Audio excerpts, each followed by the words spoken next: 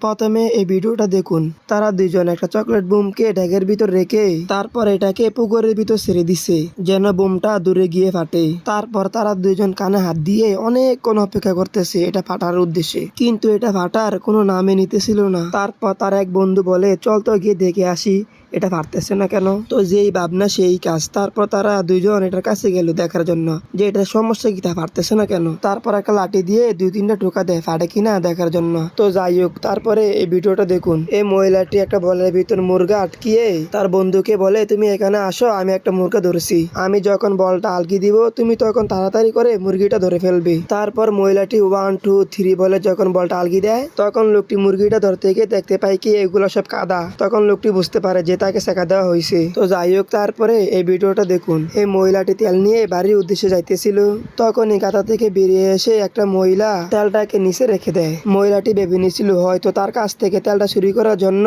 ছেলেটা তার কাছ থেকে কেড়ে নিছে। তারপর তো আপনারা দেখতেই পারলেন মেয়েটা কতগুলা বাড়ি দিল ছেলেটাকে। তারপরে সেই মহিলাটা আবার গাঁথা থেকে বেরিয়ে এসে এমন একটা কাজ করলো সেটা দেখার জন্য আমরা মোটো প্রস্তুত ছিলাম না। প্রথমে মহিলাটি মেয়েটার পায়ে সুন্দর করে দড়িটাকে বেঁধে নিল আর বাকি অংশ বাঁধলো ছেলেটার পায়ে। আর ছেলেটা তো জীবন যাপন দিয়ে তার কাছ থেকে করতে আসে, তার কি দিন দুনিয়ার কোনো খবর আছে? তো যাই হোক, মেয়েটির বাধা হয়ে গেলে মেয়েটি আবারও আগের জায়গায় লুকিয়ে পড়ে। তারপর মেয়েটি যখন কাজ শেষ বাসার উদ্দেশ্যে রওনা দেবে তখন মেয়েটি দেখতে পায় তার পায়ে দড়ি বাঁধা। মেয়েটি আবারও ছেলেটিকে ভুল বুঝে হাতে একটি লাঠি নিয়ে ছেলেটিকে হুমদুম মারতে থাকে। আর ছেলেটি তো মনে মনে বলতে থাকে, আজকে আমি কার মুখ দেখে উঠছিলাম, আমাকে এত মায়ের খাইতে হইতেছে। তো যাই হোক, তারপরে আরেকটা ভিডিও দেখে আসা যাক। এই লোকটি এতটাই বোকা যে তা আপনারা কিছুক্ষণ পর বুঝতে পারবেন। এই লোকটি একটা মই বানাইতেছে, তো মই বানাইতেছে তো ভালো কথা। লোকটি মাথাটা বের করে নাকাটাকে মারবে তা না, লোকটি মাথাটা ঢুকিয়ে তারপর মারা শুরু করছে।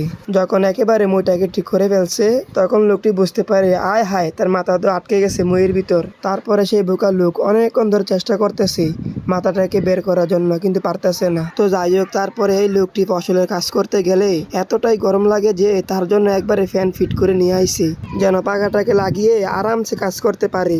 আপনারা চাইলেও এই বুদ্ধিটা বের করতে পারেন।